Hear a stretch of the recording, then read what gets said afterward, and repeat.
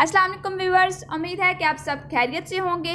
आज हम अपना क्लियर करेंगे basic operations of complex number वाला टॉपिक है, जिसमें हमारे पास जो 4 उसका जो बेसिक ऑपरेशंस था कॉम्प्लेक्स नंबर का, जिसमें हमने कहा था कि डिवीजन ऑफ कॉम्प्लेक्स नंबर वो रह गया था। तो इंशाल्लाह आज हम उसको देखेंगे।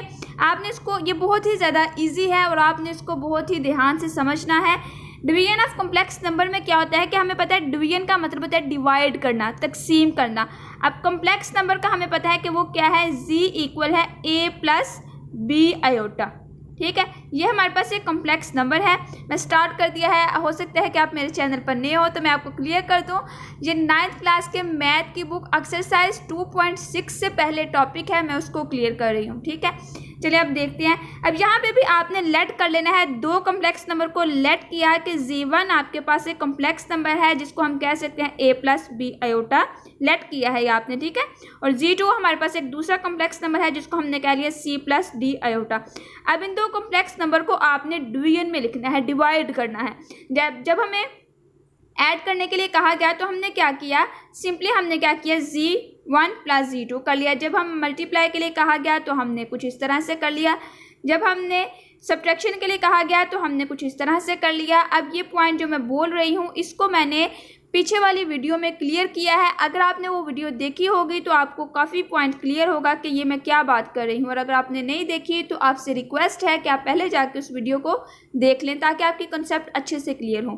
ठीक है, अब यहाँ पे आज हमने क्या करना है कि आज हमने z1 डिवाइड बाय z2 करना है। ठीक है, आज हम देखते हैं z1 डिवाइड z2। अब z1 मेरे पास क्या है, a प्लस बी आयोटा, और z2 मेरे पास क्या है, c प्लस डी आयोटा। अब यहाँ पर आपने ध्यान से समझना है, बहुत ही इजी बात है, आपने उसको बस गौर से अपने माइंड में ना बैठा लेनी है कि वो बात है क्या। अब यहाँ पे अगर हम देखें तो नीचे हमारे पास आयोटा आ गया है, तो हम सोचें कि अब हम इसको कैसे सॉल्व करें, कौन सा इसका पैटर्न है जिसको हम मतलब कि यूज़ करके इसको सॉल्व करें। तो सबसे पहला जो मेन काम है ना हमारे जहन में ये वो है कि मैं कुछ ऐसा करूं कि मेरा ये जो आयोटा है ना ये ओवर के नीचे से रिमूव हो जाए।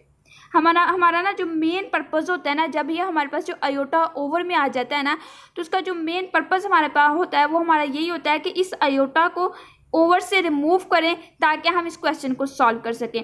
तो मेन काम क्या है कि हम इस आयोटा को इस ओवर से ना, इसके ये जो ओवर है, ओवर में है मतलब कि डिवीजन में है, तो इसके नीचे डिवीजन से इस आयोटा को रिमूव कर दें, इसको ख़त्म कर दें। तो आयोटा को ख़त्म करने का एक ही पैटर्न है, वो क्या है कि आप इसी रकम के कॉन्जुगेट के साथ इसको मल्टीप्लाई करवा दें। फॉर एग्जांपल आप कंसीडर करो कि आपके पास क्या है, a प्लस बी आयोटा एक रकम है। ठीक है, अब जब इसके ही कॉन्जुगेट के साथ आप मल्टीप्लाई करवाते हो, कॉन्जुगेट का क्या मतलब होता है कि आयोटा अगर पॉजिटिव में है तो इसको चेंज कर देना नेगेटिव के साथ, minus b iota, a minus b iota के साथ जब आप मल्टीप्लाई करवाते हो तो हमें पता है कि जब सेम वैल्यूज़ हों दोनों में और प्लस और माइनस के साइन हो जाएं, पॉजिटिव और नेगेटिव साइन आ जाए, तो हम क्या करते हैं कि फर्स्ट रकम को मल्टीप्लाई करवाते हैं फर्स्ट के साथ। जब फर्स्ट को फर्स्ट के साथ मल्टीप्लाई करवाएंगे तो हमारे पास आ गया a का square, plus minus minus second रकम को हम मल्टीप्लाई करवाएंगे सेकंड के साथ, तो हमारे पास आ जाएगा b का स्क्वायर और आयोटा का स्क्वायर। अब आयोटा स्क्वायर की वैल्यू का हमें पता है कि जो आयोटा स्क्वायर है वो किसके इक्वल है, -1 के। तो हम कह सकते हैं कि a का स्क्वायर माइनस आयोटा स्क्वायर किसके इक्वल आ गया, -1 के, माइनस b का स्क्वायर ब्रैकेट में हमने लिख दिया ये -1। ठीक है, a का square minus minus plus b का स्क्वायर। तो आप देख सकते हैं कि जब आप एक कॉम्प्लेक्स नंबर को उसके ही कॉन्जुगेट के साथ मल्टीप्लाई करवाते हैं तो उसका जो आयोटा का साइन होता है वो आंसर में आके ख़त्म हो जाता है, रिमूव हो जाता है। तो इसका मतलब है कि मुझे एक ही हल नज़र आ रहा था, वो क्या आ रहा था इस आयोटा को ख़त्म करने का, कि मैं इसके ही कॉन्जुगेट के साथ इसको यहाँ पे मल्टीप्लाई करवा दूँ। अब यहाँ पे अगर आप गौर करें ना, एक बात बुक पे तो डायरेक्ट लिखा हुआ है लेकिन आइंदा इंशाल्लाह क्वेश्चन में हम डायरेक्ट ही लिखेंगे, लेकिन आप मेन उसका कंसेप्ट समझ लें कि वो है क्या। अब यहाँ पे अगर आप देखें a plus b iota, c plus d iota, मैं ये तो कह दिया कि मैं क्या करूँगी कि इसके कॉन्जुगेट के साथ इसको मल्टीप्लाई करवा दूँगी। ठीक है, अब मैथ का एक असूल है कि जब आप कोई भी काम अगर खुद से करवाते हैं ना, तो अगर आप प्लस करवा रहे हैं तो माइनस भी करवाएं, अगर आप मल्टीप्लाई करवा रहे हैं तो डिवाइड भी करवाएं। तो इसका मतलब है कि अगर इसको मैं इसके साथ मल्टीप्लाई करवा रही हूँ तो इसके नीचे मैं इसी को डिवाइड भी करूँगी। कुछ ऐसे, ठीक है। इसको अगर मैं क्लियर वे में लिखूं ताकि आपको क्लियर हो पॉइंट कि मैं क्या आपको बात समझाना चाह रही हूँ। पॉइंट कुछ इस तरह से है कि फ़र्ज़ करें a प्लस बी आयोटा, ऊपर वाले को अभी आप ना देखें, ठीक है। नीचे c प्लस डी आयोटा है ना, तो इसके साथ मैं मल्टीप्लाई करवा रही हूँ किसको, c माइनस डी आयोटा, तो इसी के साथ मैं डिवाइड भी करवा रही हूँ c माइनस डी आयोटा को। तो जब इस वैल्यू को मैं ऊपर लेके जाऊंगी तो मेरे पास क्या होगा, ये जो c माइनस डी आयोटा है ना, ये नीचे वाला ऊपर चले जाएगा, मतलब कि ये इंटरचेंज हो जाएगा। वो कैसे, a plus b iota c plus d iota, ये वाला इसके साथ ही रहेगा c माइनस डी आयोटा, और ये वाला हमारे पास ऊपर चला जाएगा कुछ इस फॉर्म में। तो हम डायरेक्ट लिखते हैं इस फॉर्म में। वो इस फॉर्म में कैसे लिखते हैं, और फिर हम एक और पॉइंट लिख देते हैं इसके साथ। वो पॉइंट कुछ इस तरह से लिखते हैं, हम कहते हैं कि जो हमारे पास जो नीचे वाला कॉम्प्लेक्स नंबर के कॉन्जुगेट को हम क्या करते हैं कि न्यूमरेटर और डिनोमिनेटर के साथ मल्टीप्लाई करवा देते हैं। वो कैसे मल्टीप्लाई होता है, वो मल्टीप्लाई तो इसके साथ होता है इसको रिमूव करने के लिए। तो जब हम इसके साथ मल्टीप्लाई करवाएंगे तो इसी के साथ डिवाइड करवाएंगे। तो जब इस चीज़ को हम इंटरचेंज करेंगे, फॉर एग्जांपल अगर आपको ये पॉइंट क्लियर नहीं हुआ तो मैं इसको सेपरेट यहाँ पे आपको क्लियर करती हूँ कि ये मैंने क्या किया है। c प्लस डी आयोटा है ना, तो जिसके नीचे कुछ भी नहीं होता उसके नीचे क्या होता है 1, ठीक हो गया। Multiply c minus d iota over c minus d iota, ठीक हो गया। इसको मैं लिख सकती हूँ ना c प्लस डी आयोटा और c माइनस डी आयोटा, और इसके नीचे क्या है c माइनस डी आयोटा। अब इसके ऊपर क्या था a प्लस बी आयोटा, ठीक है। तो क्या ये जो थर्ड वाली, हमें पता है कि जो ओवर की जो थर्ड वाली वैल्यू होती है वो हमारे पास ऊपर चले जाती है। तो ये जो थर्ड वाली रकम है ये क्या हुआ कि ये हमारे पास ऊपर आ गई कुछ इस फॉर्म में। ज़्यादा डेप्थ में तो नहीं लेके जा रही, मुझे लगता है कि आपको पॉइंट क्लियर होगा। अगर अभी भी नहीं क्लियर तो मैं एक दफ़ा फिर दोहरा देती हूँ कि हमने क्या किया, मल्टीप्लाई किया तो इसी के साथ डिवाइड किया तो वो कुछ ये फॉर्म बनी। तो जब हमने क्या किया, अगर हम इसको देखें तो ये चीज़ मैंने यहाँ पे लिखी, ये चीज़ मैंने यहाँ पे लिखी और ये चीज़ मैंने यहाँ पे लिखी, और जो थर्ड वाली होती है वो हमारे पास ऊपर चले जाती है। तो हम लिख सकते हैं a plus b iota multiply c minus d iota, और c प्लस डी आयोटा को ऐसे, और ये c माइनस डी आयोटा ऐसे ही, ठीक है। आपने लिखना पेपर में भी और उसके अलावा क्वेश्चन आंसर में भी यही है कि मल्टीप्लाई किया हमने न्यूमरेटर और डिनोमिनेटर के साथ, लेकिन आपको क्लियर होना चाहिए कि हमने इस आयोटा को रिमूव करना था। आयोटा को रिमूव करने के लिए हमें नीचे वाले, यहाँ पे एक और क्वेश्चन आ सकता है कि हमने इसके कॉन्जुगेट के साथ क्यों नहीं करवाया, क्योंकि हमें इस आयोटा को रिमूव नहीं था करना, हमें रिमूव तो इस आयोटा को करना था।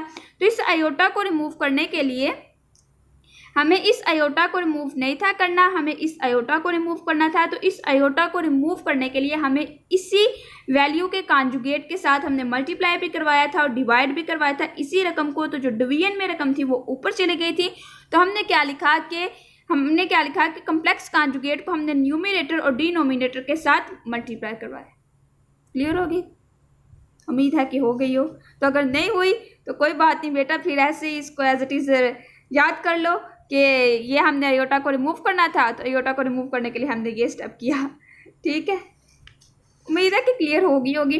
लेकिन अगर नहीं क्लियर हुई, ज़्यादा डेप्थ में नहीं जाना चाह रहे, तो ठीक है, आप फिर ऐसे कर लो कि आपने मल्टीप्लाई करवाया न्यूमरेटर और डिनोमिनेटर के साथ इस रकम के कॉन्जुगेट को, और कॉन्जुगेट को क्यों मल्टीप्लाई करवाया, क्योंकि हम इस आयोटा को रिमूव करना चाहते थे, ठीक हो गया।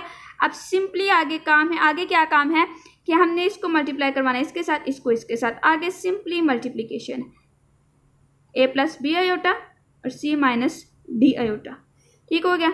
यहाँ पे मेरे पास आ गया c प्लस डी आयोटा और ये मेरे पास आ गया c माइनस डी आयोटा।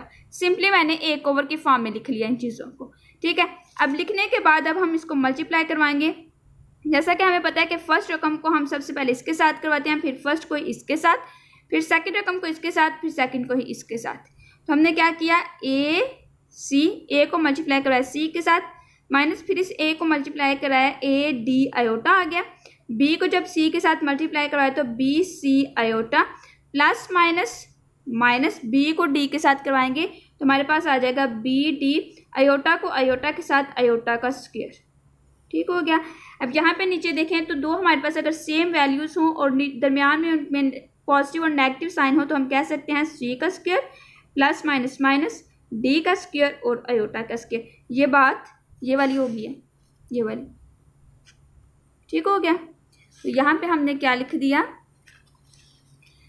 यहाँ पे हमने लिख दिया सी का स्क्वायर माइनस डी का स्क्वायर आयोटा का स्क्वायर। आयोटा की स्क्वायर की वैल्यू का हमें पता है -1, तो हम क्या लिख देंगे A C minus A D iota plus B C iota minus B D.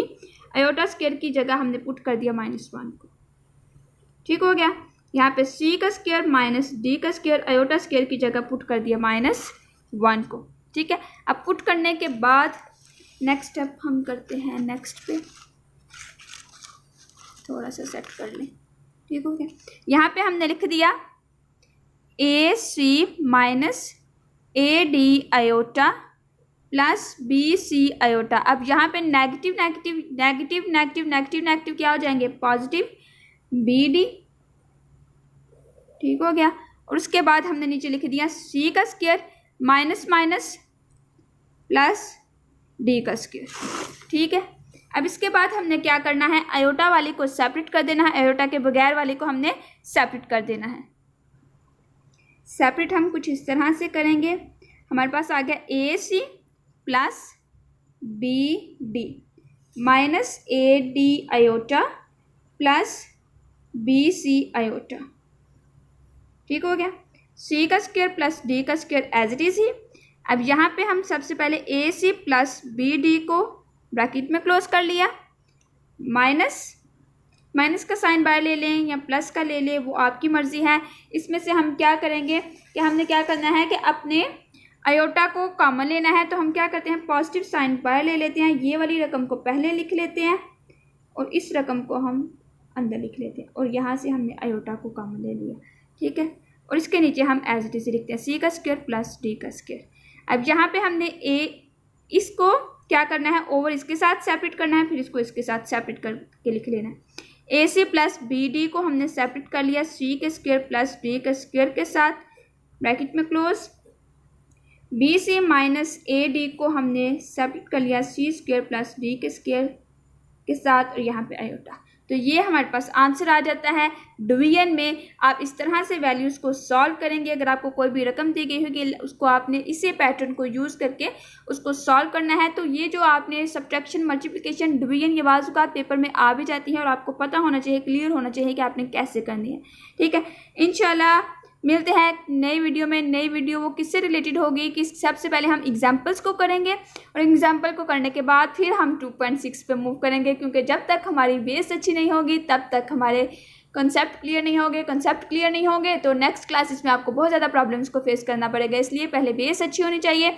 तो वीडियो ज़्यादा लॉन्ग ना हो तो मैं यहाँ पर ही रोकती हूँ और स्टॉप करती हूँ, और ये जो मैंने करवा दिया है आप उसको रिवाइज करते जाएँ।